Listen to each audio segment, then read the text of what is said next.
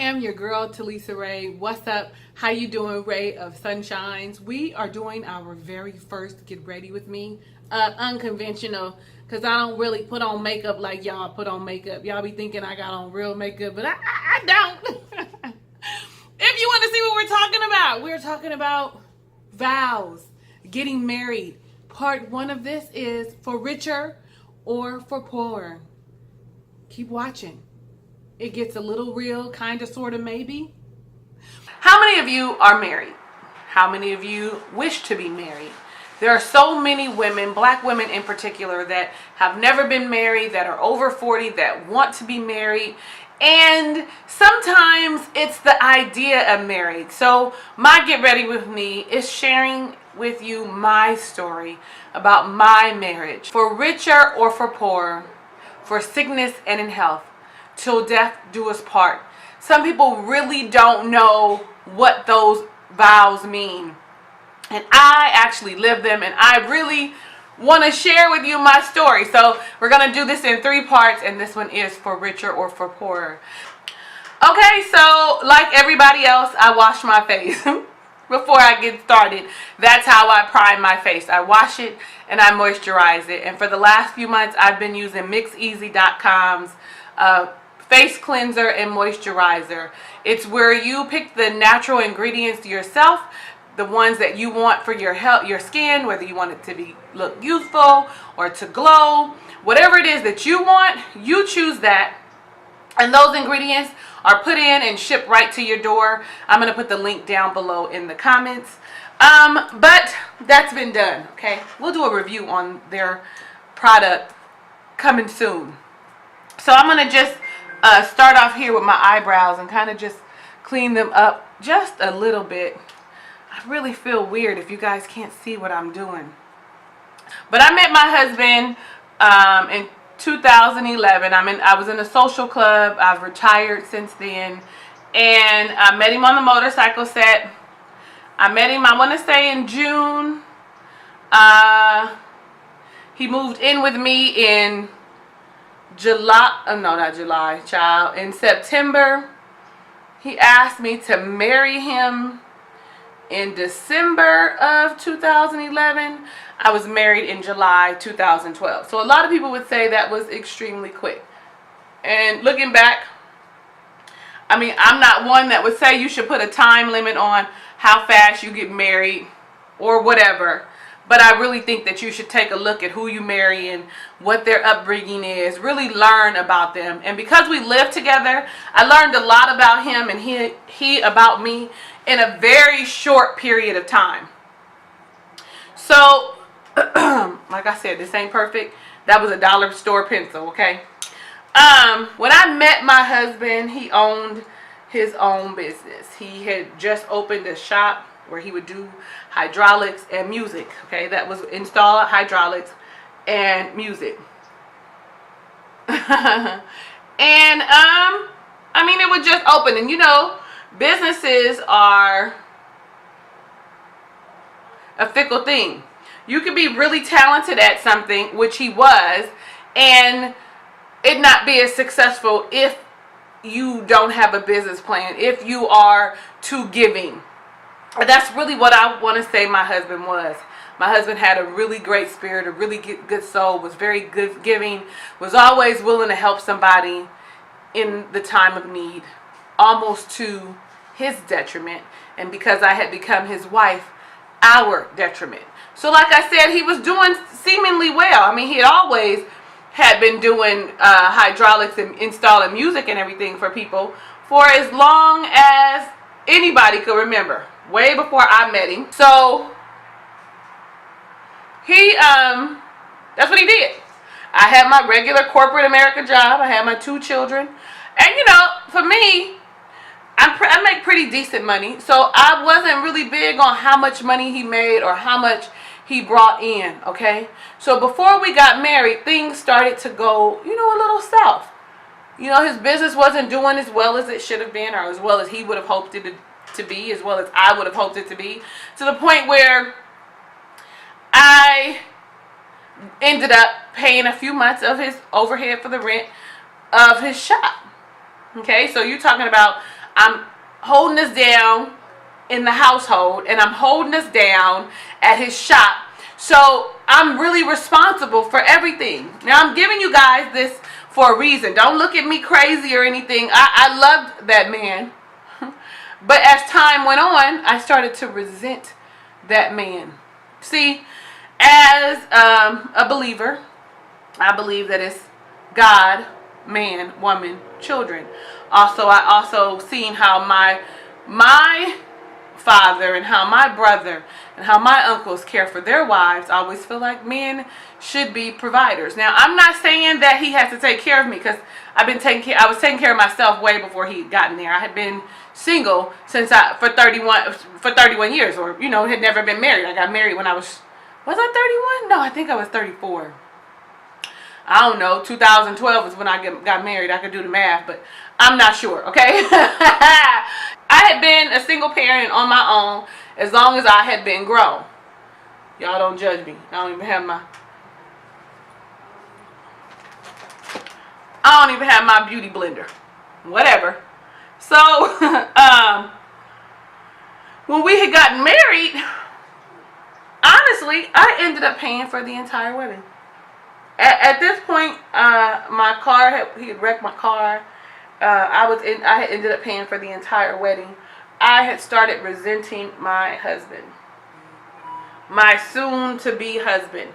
You do not want to go into any marriage resenting anything about anyone. It is a surefire way for disaster. I'm here to tell you firsthand that it was a recipe for disaster. I had not resolved those issues. I had already said yes, but I was still going in it.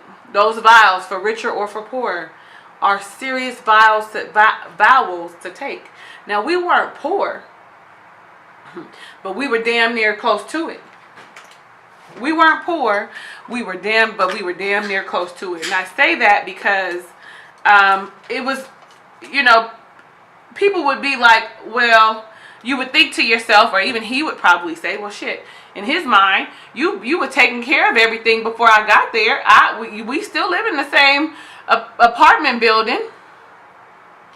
It shouldn't be that big of a difference. But another body is a big difference. Another body now paying on the overhead of your shop. Not to mention, if you can't pay your shop, I'm also contributing for the overhead for the lights and the gas. I'm contributing for you on how to get to work. Y'all stay with me. Stay with me. So eventually I had to ask him to shut that down. I need you to shut the shop down. This is not something that we're going to be able to do anymore. I can't afford to take care of our household and the shop. Baby, talk about resentment. So not only am I resenting him for not being a provider or providing for our household, or hell, even contributing to our household, he's resenting me because I'm asking him to put his lifelong dream on hold. I'm not saying, babe, you never can go back to having a shop. I'm saying right now it's not feasible. Let's regroup. Let's make a plan. You didn't start off with a business plan. You didn't start off with a lot of money. It was like later on I found out it was one of those rash, irrational, spur of the moment, impulsive decisions that he had made that's now affecting our household. Well, time goes on. And if this is something that you really, truly want, then honestly, you would try to figure out what is it I can do to get there. My husband didn't want to go get a 9-to-5. He didn't want to go work at a regular job. So he was still word of mouth doing hydraulics and installing music. He would do it in the backyard of our apartment at the time. He would go to other people's shop and do it and pay them for the use of their facility or whatever, but he would have his own tools. But nonetheless, it was not enough to contribute to our household. Now, ladies, let's be honest.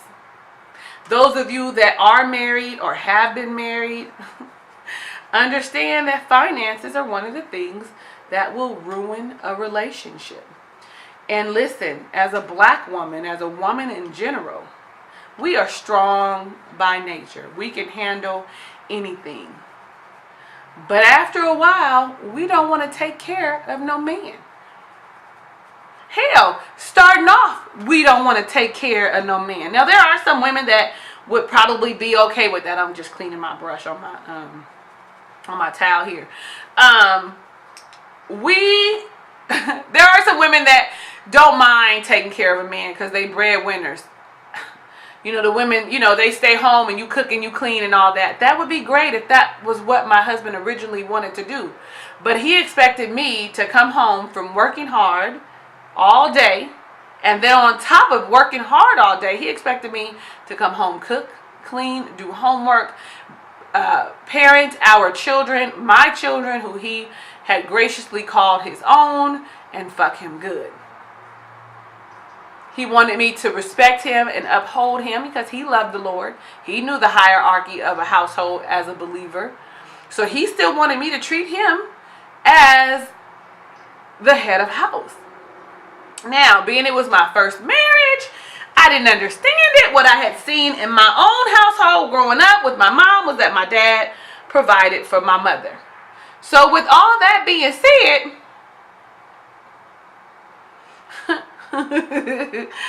I wasn't used to what I was seeing. I didn't know how to handle for richer or for poor. Because for right now, I was feeling like we broke. I ain't never got no money. I'm asking people to borrow money and I shouldn't have to. I got a man in the house with me.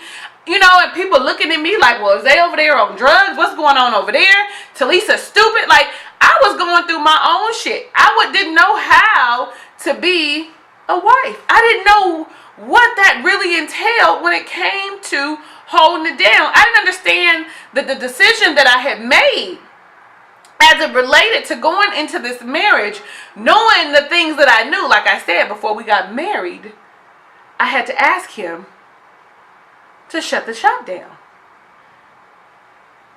So we got married in July 2012. I said about March or April, I had to ask him to shut the shop down. Because now the money is coming out of my pocket. I'm also planning for a wedding. You didn't want to elope. I just wanted to go to Vegas and have our family get a bus, have them pay $40 to get on the bus, and get married in Vegas for $2,500 and have a nice sit down. I would have been able to get me some simple dress. You wear a tuxedo, boom, bam, we done. But that's not what he wanted. He had been married before. He wanted a big wedding. He didn't pay for that motherfucker though. Y'all, listen. I told you I don't do this stuff the right way. So I say all that to give you this background. I didn't understand what it meant for richer or for poor. I had made a conscious decision to marry this man, even knowing that he was not financially stable. Finances shouldn't be a key. Shouldn't be your main reason for getting married. You should probably love them, right? You should probably be able to deal with that. But finances, baby, plays a huge part, a huge role in whether or not you're going to marry somebody. I don't care what nobody say. Plays a gigantic, ginormous role on how your marriage is going to operate. Just like infidelity. That's a story all on its own. I need to do a story time because I believe my husband cheated on me. He can't defend himself. I asked him. He said no. That's a sidebar. So I'm just saying, ladies. I'm just saying. Look, I'm almost finished. This is really all the makeup I do. You see, I ain't put shit on my face. This is it. But I'm being honest, ladies. I'm being serious. We have to really understand what these vows are, what it means to really be married. I had said the vows. I stood in front of my friends and family, in front of his friends and family, and said that I would be with him for richer or for poor. I wanted to leave him.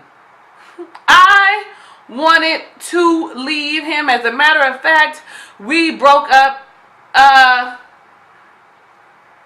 put him out behind it. I was very disrespectful behind it. My mouth was very, very disrespectful because I lost respect for him. Y'all see what I'm doing? I don't know. We going with it, okay? I had lost it. I had lost it. I had lost all respect for my husband. I didn't value him. I didn't see his worth. Nothing. You hear me? Nothing. I didn't want to be with him. I was disrespectful to the point where it was noticeable by his family.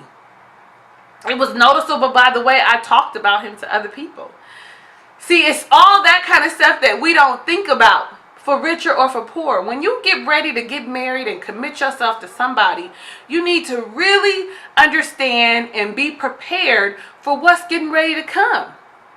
Because even if the man you about to marry got all his shit in order, heaven forbid he loses his job, or his company goes under, or you guys fall on some hardship, you have to love him and respect him enough already to know that you gonna treat him like he should be treated as a man, not belittle him, not call him out his name, not make him feel less than. I'm gonna just tell you the truth. He already feels bad that he's not doing what he's supposed to do. He doesn't need you to remind him that he ain't shit. I'm being honest. He already feels like he ain't shit. So he don't need you to tell him that he ain't shit.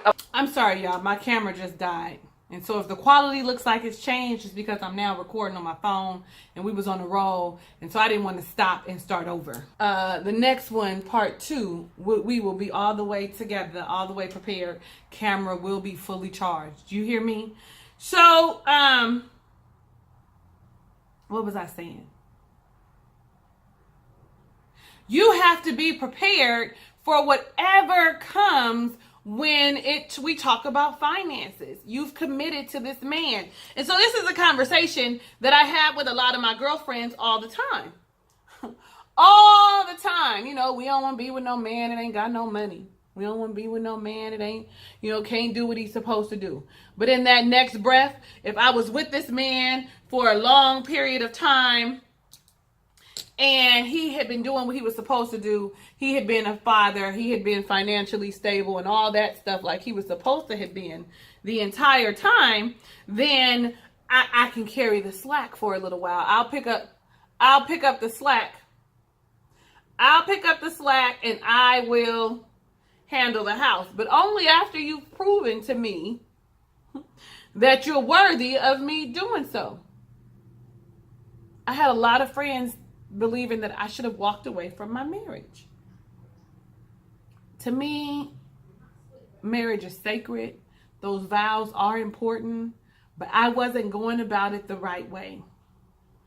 I wasn't also expecting for my husband not to hold up his end of the bargain. But now that I'm in this shit and he ain't holding up his end of the bargain, I want to get out. I want to leave. Is that fair to him? I'm asking you. I want to know down below in the comments. Is it fair to your spouse that you decide this ain't what I thought it was going to be? I'm going to just go ahead and walk away. Fuck you and this marriage. It done got too hard. I don't think that that's fair to either one of you. But I'm going to say this. I don't think it's fair that your spouse, in my instance, that my spouse did not make a gallant effort to go ahead and pick up the slack. I did feel like my spouse, my husband, my love was selfish.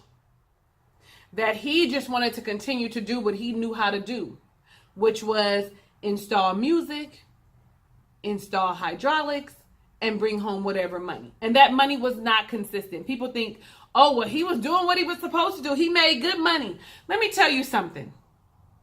I wasn't asking for a whole lot. I was asking for $500 a month. I was asking that you go clean, in the gutters or something. Go do something. Bring in some income. Go work at McDonald's. Go anything to help offset the cost. Help your wife out. That's what I was thinking. And I also feel like it was selfish of him not to consider that. Honey, we almost finished. We almost finished with my makeup too. Y'all probably like, girl, that's it? Yeah, that's it. Seriously, I honestly was like, how is it that you gonna say you love me, but you can't help me provide? And while we talking about this stuff, while we talking about it, y'all, let's just be honest. I was talking to my people, and he was talking to his people. We were saying negative things about one another. Neither one of us was valuing our marriage or keeping our business amongst us. So people were forming their opinions of us, and then we would have the nerve to get upset when they start talking bad about our spouse. We got to be careful. We got to be careful. We got to be careful. But back to the for richer or for poorer. So I know you want to be married, sis. I know it's important for you to be married, sis. You probably feel like you're not complete without a spouse, sis. Listen, I darkened my mole, y'all. You see it? I darkened it for the camera.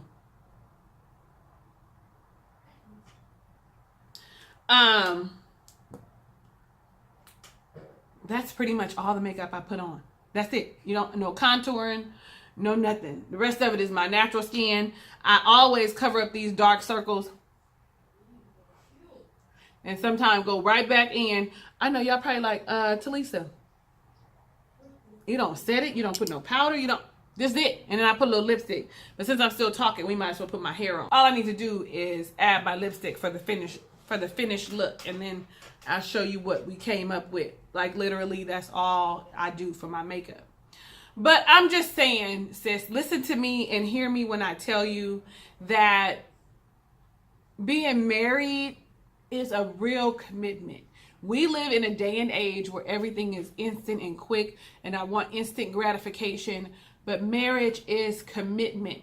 And when you take those vows, you should take those vows seriously, for richer or for poorer. That first set, for richer or for poorer, which means I'm going to be with you if we got a lot of money. I'm going to be with you if we broken in the gutter, homeless and in a car. I'm going to be with you for everything in between that too. So that's something that you have to consider, sis.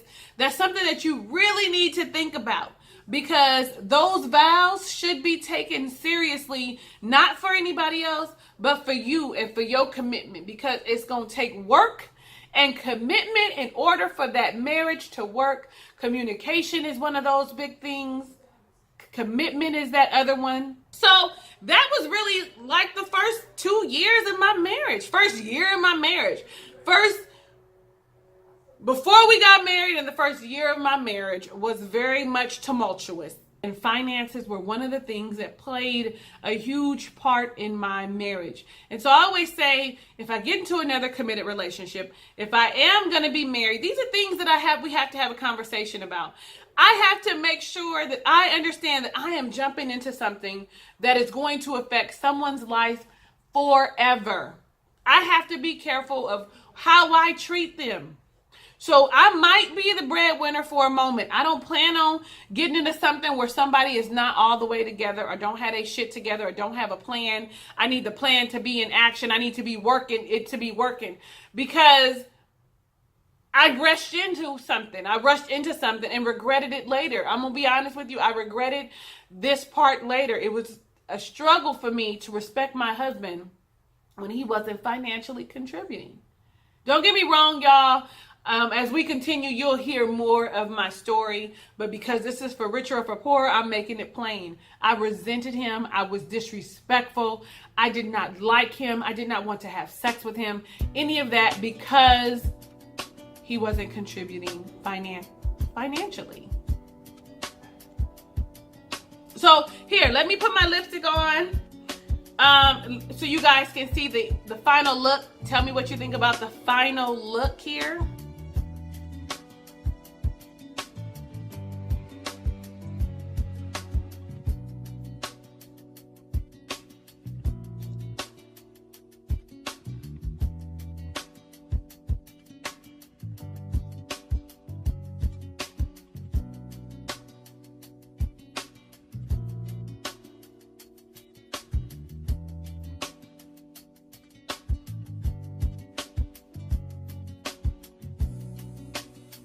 hope you enjoyed our little chit chat, get ready with me, sort of, kind of, about marriage for richer and for poorer.